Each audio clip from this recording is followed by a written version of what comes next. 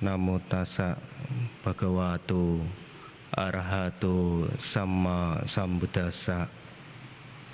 Namo tassa bhagavato arahato sama sambuddhassa.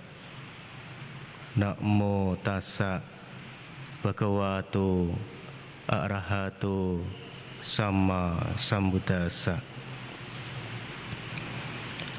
Atitang nanwa gamea nak patikangke anagatang yadaditang pahinantang apatanca anagatang paju pananca yodhamang.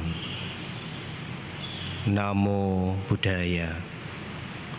Suki hotu.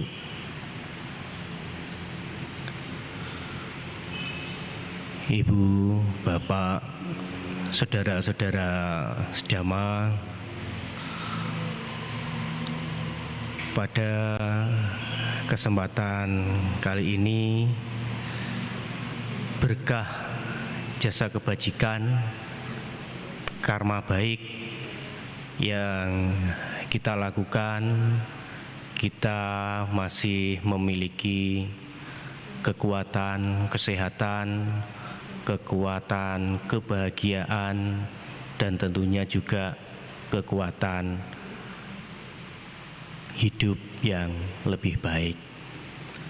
Mengapa saya berkata kita masih memiliki kekuatan hidup yang lebih baik?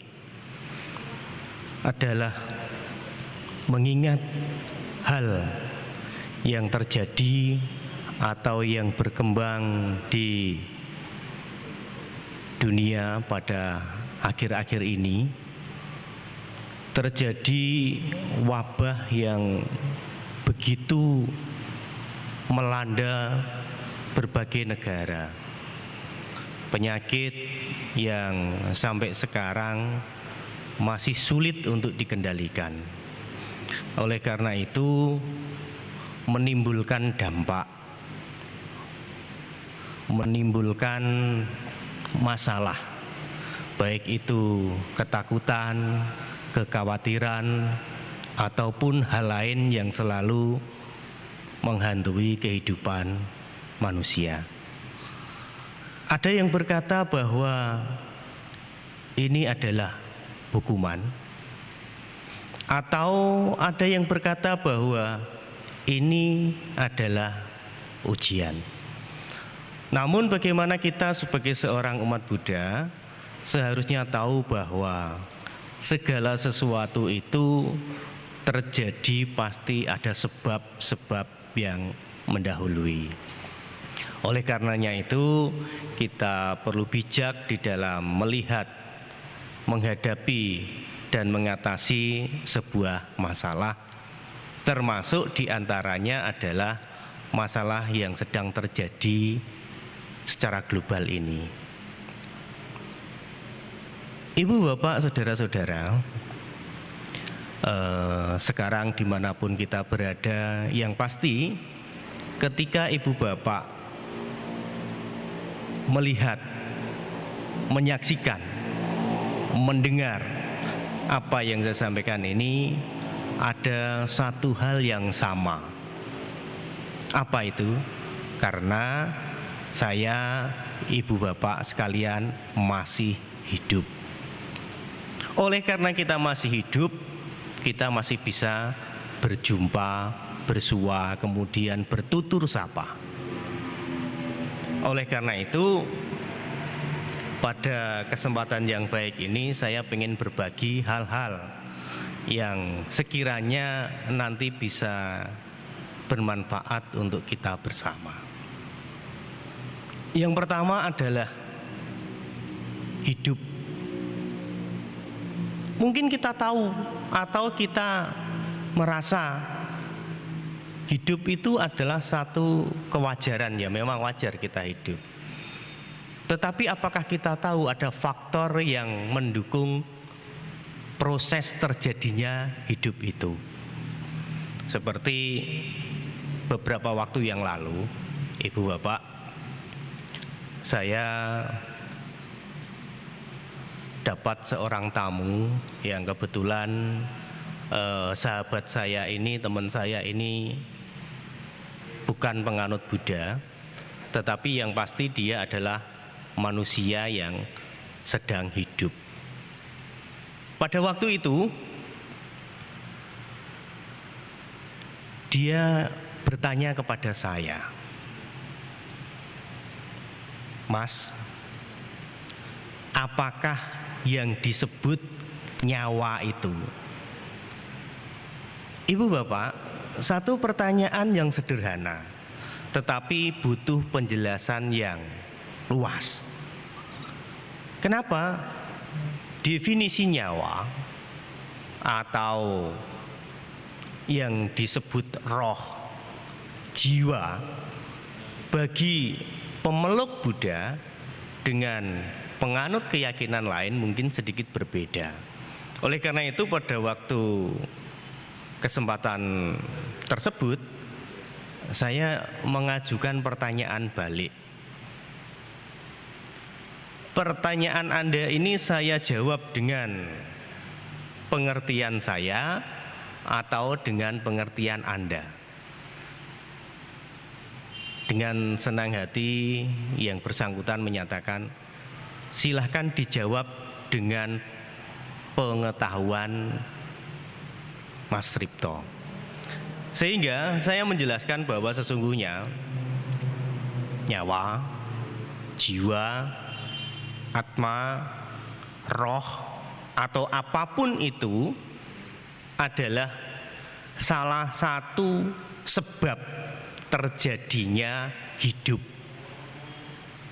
Mengapa? Karena kita makhluk hidup. Yang dikatakan makhluk hidup menurut definisi agama Buddha itu adalah makhluk yang memiliki dua unsur, nama dan rupa. Nama itu batin, atau dalam bahasa umum sering disebut sebagai jiwa, roh, atma, dan lain sebagainya. Di dalam agama Buddha dipahami sebagai batin atau nama. Ini bukan merupakan satu hal yang berdiri sendiri, melainkan terdiri dari beberapa unsur. Ada 4 unsur batin: sanya, sangkara, winyana, wedana. 4 hal itulah yang dikatakan sebagai unsur batin. Selanjutnya yang kedua ada yang namanya rupa. Rupa ini badan jasmani. Badan jasmani juga terdiri dari 4 unsur: padat, cair, panas, dan udara. Juga bukan merupakan satu kesatuan.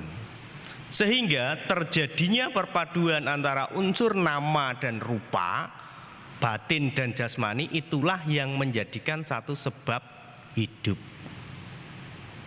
Pertanyaan selanjutnya, di manakah letak, di manakah berdiam yang namanya jiwa, atma atau batin tersebut? Buddha Gautama mengatakan bahwa yang nisayang rupang, artinya bergantung pada materi. Ketika dikatakan yang nisayang rupang artinya berletak di mana?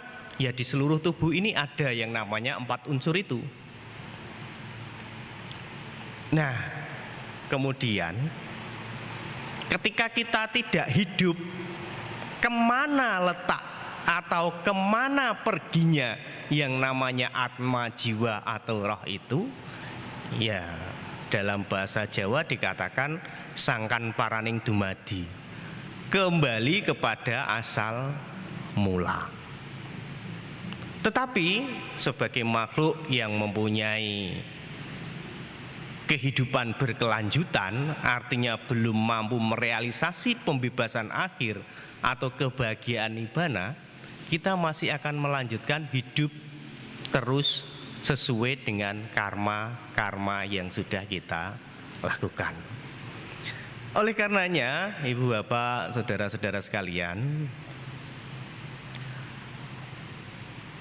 di depan adalah prolog bagaimana kita mengenali bahwa sesungguhnya hidup itu adalah proses. Proses apa? Ketika dua unsur bersatu, proses ketika terjadinya nama dan rupa ini masih berada dalam satu kesatuan, yang nisa yang rupang, itu masih ada yang namanya proses hidup atau kehidupan terjadi. Ketika semua sudah terurai, maka proses kehidupan itu ya selesai. Atau mungkin menuju ke dalam rupa-rupa selanjutnya, bertumimbal lahir di alam-alam selanjutnya, berada di ruang dan dimensi waktu yang berbeda.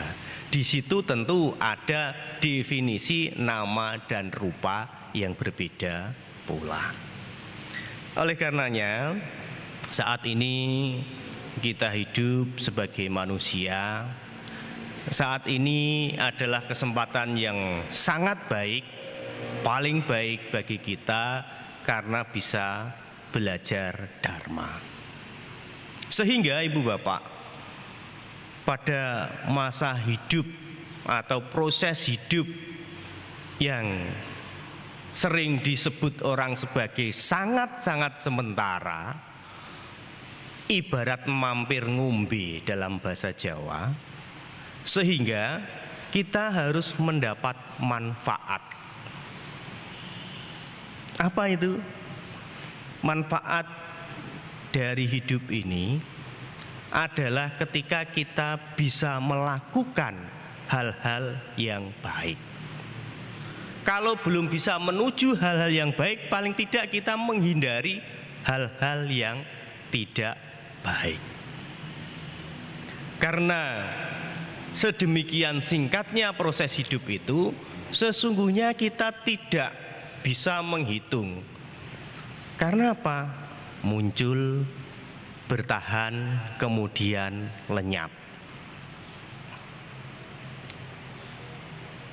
Atitang, pacupana, anagata. Yang sudah berlangsung itu sesaat kemudian akan menjadi masa lalu. Atitang. Masa lalu itu pasti tidak akan bisa kembali lagi. Ibu bapak mungkin sekarang punya catatan, usia saya sudah sekian, umur saya sudah sekian. Itu hanyalah akan menjadi sejarah, kaleidoskop kehidupan kita, tidak akan pernah terulang lagi. Masa lalu. Mungkin ada hari yang sama, waktu yang sama, tanggal yang sama, tetapi pasti itu hal yang berbeda. Inilah yang dikatakan adalah masa lalu tidak akan terulang lagi. Atitang. Tetapi bukan berarti atitang itu tidak bermanfaat. Atitang itu juga ada manfaat kalau kita mau belajar. Dari apa? Dari pengalaman yang sudah terlewatkan. Supaya di kemudian hari, anagatang, kita tidak melakukan hal yang sama. Anagatang itu apa? Anagatang itu masa depan. Masa depan itu belum terjadi. Masa depan itu tidak tahu. Masa depan itu tidak pasti. Oleh karenanya, masa depan itu hanyalah rencana dan angan-angan. Jadi, ibu bapak boleh mempunyai harapan. Ibu bapak boleh memiliki masa depan. Tetapi berharap saja dan tidak melakukan sesuatu itu juga sama halnya akan menjadi mimpi-mimpi saja. Oleh karenanya Sebagai seorang umat Buddha, kita memiliki keyakinan bahwa pada masa yang akan datang, ketika kita melakukan kebajikan-kebajikan di saat ini, ketika kita melakukan hidup sesuai dhamma pada saat ini, ada asa yang dikatakan oleh Sang Buddha bahwa di kemudian akan mendapatkan kebahagiaan. Yuk dhamma carikayena wacaya uda cetasawa idiwanang pasang sati beca sagi pamodati. Siapapun, siapa saja yang melakukan hidup sesuai dengan dharma, ajaran kebenaran, melalui pikiran, ucapan, ataupun perbuatan, maka di kelak kemudian hari akan berbahagia di alam-alam surga. Jadi, ibu bapak saudara-saudara, ini adalah asa, harapan. Apakah sudah pasti kita akan terlahir di alam surga? Nah, kalau kita tidak melakukan dari sekarang, kalau kita tidak berbuat dari sekarang, maka berbahagia di alam surga itu hanya akan menjadi mimpi-mimpi saja. Tentu sebagai seorang umat Buddha, kita tahu bahwa untuk menentukan masa depan, untuk menentukan masa yang akan datang, kita harus mulai dari saat ini. Saat ini, kapan ya? Sekarang ini. Itulah yang dikatakan sebagai pacu pananca yudhamang. Ibu bapak, saat ini itu kapan? Kata pacu pananca itu mengacu kepada sesuatu yang baru saja terjadi atau sesuatu yang sedang terjadi. Sedang terjadi artinya ya saat ini, sekarang. Tadi sudah menjadi masa lalu, nanti belum terjadi, hanya akan menjadi masa yang akan datang. Oleh karenanya pacu pana ini adalah sesuatu yang akan menentukan. Pacu pananca yudhamang artinya kebenaran saat ini atau perbuatan yang kita lakukan saat ini, apapun itu yang akan menentukan di masa yang akan datang dalam kehidupan kita masing-masing. Jadi ibu bapak saudara-saudara sedama, di depan saya sudah melihat kepada kita semua bahwa sesungguhnya proses hidup itu hanya muncul, bertahan, kemudian lenyap. Yang muncul itu akan menjadi masa lalu. Yang bertahan pun juga akan menjadi masa lalu. Yang lenyap pun juga akan menjadi masa lalu. Sehingga pada saat kita berada sekarang ini, perhatian penuh sati sampajanya itulah yang dibutuhkan. Ya mungkin ini merupakan satu hal yang sulit, merupakan satu hal yang dirasa tidak biasa. Tetapi sesungguhnya kalau kita merasakan ini sebagai sesuatu yang seharusnya kita kerjakan, artinya menjadi kebiasaan. Saya mencontohkan ibu bapak, untuk melihat saat ini atau untuk selalu berada pada konsentrasi saat ini ada banyak cara. Ada banyak hal yang bisa kita kerjakan. Kalau mungkin kita belum bisa meditasi setiap saat, menguasai diri setiap saat. Kita bisa melakukan hal-hal yang sederhana, seperti melakukan puja. Tetapi apakah puja itu bukan merupakan sesuatu yang salah? Bisa ya, bisa tidak. Kita melakukan puja, menghormat kepada yang patut dihormat, ini adalah satu hal yang baik. Tetapi ketika kita melakukan puja dengan pengertian yang tidak benar atau dengan pengertian salah, ini akan menjadi sesuatu yang salah pula. Oleh karenanya, agar kita selalu berada pada kondisi pacu pana dan kemudian kita melihat kebenaran, lakukanlah puja dengan pengertian benar. Ibu, bapak, saudara-saudara sedama, satu ketika Buddha pernah berkata bahwa kemana kita akan mencari kesucian, di mana kita akan mendapatkan kesucian. Sesungguhnya kesucian dan tidak kesucian itu ada pada diri kita sendiri. Artinya apa?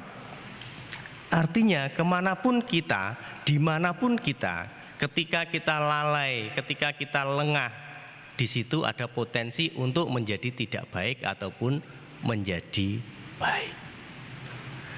Sehingga pengertian benar dengan melakukan puja atau melakukan puja dengan pengertian benar itu adalah satu latihan bagi kita untuk menjalankan hidup sesuai dhamma dalam rangka merealisasi menuju jalan kebenaran.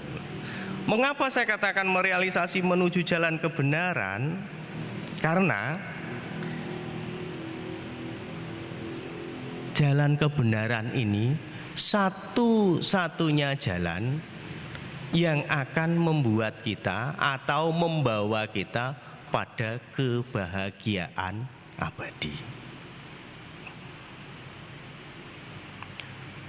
Ayang kosa bikawe majima patipada tata gatena abik sambuddha caku karani nyana karani upasamaya abinyaya sambodaya nibanaya sangwatanti. Oh para siswa, jalan tengah atau jalan berunsur 8 akan membukakan mata batin, menimbulkan pengetahuan, membawa ketenangan, kesadaran agung dan pencapaian nibbana atau kebahagiaan abadi.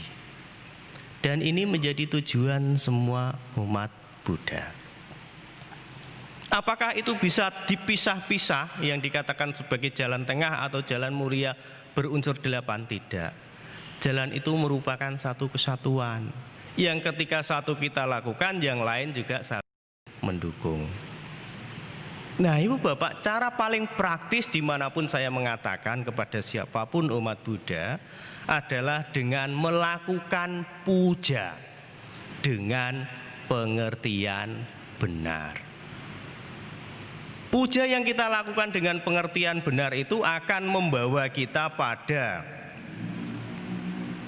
pikiran benar, ucapan benar, perbuatan benar, mata pencaharian benar, usaha benar, perhatian benar, meditasi juga benar. Karena apa? Di awal saya katakan ketika pandangan diawali dengan sesuatu yang benar, maka akan selalu mendukung proses-proses selanjutnya. Ketika pandangan ini diawali dengan sesuatu yang salah, maka akan menjadi salah pula selanjutnya. Oleh karenanya, ibu bapak, saudara-saudara, ketika kita melakukan puja, lakukanlah dengan pandangan benar. Tidak berharap lebih, juga tidak menginginkan sesuatu manfaat yang berlebihan dari puja itu, tetapi hanya melakukan puja senantiasa karena merasa pantas untuk melakukan puja, dan dengan pengertian bahwa ketika kita melakukan puja itu akan membawa manfaat yang baik bagi kehidupan kita. Jadi Ibu Bapak, saudara-saudara sedama, bahwa di depan tadi sudah saya singgung, kita ini bisa saling bertemu saat ini, bisa saling berkunjung pada saat ini karena satu faktor yang sama, yaitu kita berada dalam dimensi ruang dan waktu yang sama. Kita masih hidup sebagai manusia di dunia yang sama. Ketika kesamaan ini sudah mulai tidak sama, maka kita sudah berada pada frekuensi yang berbeda. Artinya kita tidak pada frekuensi yang sama. Ketika kita bersama-sama masih berada dalam satu ruang dimensi dan waktu, dimensi ruang dan waktu yang sama seperti saat ini, berarti kita masih mengalami proses yang namanya hidup. Hidup yang kita alami ini akan menjadi masa lalu, dan harapan kita itu hanya akan menjadi masa yang akan datang. Sementara masa sekarang yang saya katakan tadi sebagai pacu panah itu yang nyata atau itu yang real. Maka marilah pada saat ini, sekarang ini, kita mulai melatih diri melihat kebenaran ke dalam diri kita sendiri-sendiri. Coba kembangkan perhatian penuh, sati sampajanya. Perhatian penuh pada apapun yang kita lakukan, dimulai dari berpikir benar, berucap benar, dan berbuat yang benar. Kalaupun kita tidak bisa atau belum bisa memiliki pikiran benar, berucap benar, dan berbuat yang benar, paling tidak kita tidak berbuat, berucap, dan berpikir yang salah. Sehingga dengan demikian, Ibu Bapak, kita akan berada pada satu alur untuk menentukan masa depan kita menjadi lebih baik. Berada pada satu alur untuk menuju kehidupan yang lebih baik dengan kebajikan-kebajikan yang kita lakukan. Tidak perlu muluk-muluk, tidak perlu sulit-sulit. Dimulai dari hal yang paling sederhana yang bisa kita lakukan sebagai seorang umat awam. Kebajikan itu bisa dimulai dari melakukan puja. Dimanapun kita melakukan puja, lakukanlah dengan pengertian benar. Lakukanlah dengan pengertian benar, pikiran benar, ucapan benar. Sehingga sebagai dampaknya adalah perbuatan benar. Puja kepada yang patut dipuja. Demikianlah yang bisa saya sampaikan pada Ibu Bapak pada kesempatan hari ini. Jadi sepanjang hidup kita itu selalu melewati 3 masa. Masa lalu, masa depan yang akan terjadi, dan yang pasti adalah masa sekarang. Mari kita jadikan masa lalu sebagai kaleidoskop ini untuk pengalaman, kemudian masa depan menaruh harapan, dan dipastikan pada saat sekarang kita berada pada rute atau jalur yang benar. Semoga bermanfaat untuk kita semua. Apabila ada hal yang kurang berkenan, mohon dimaafkan. Semoga semua makhluk hidup berbahagia. Sabi sata bawantu sukitata. Sadu, sadu, sadu.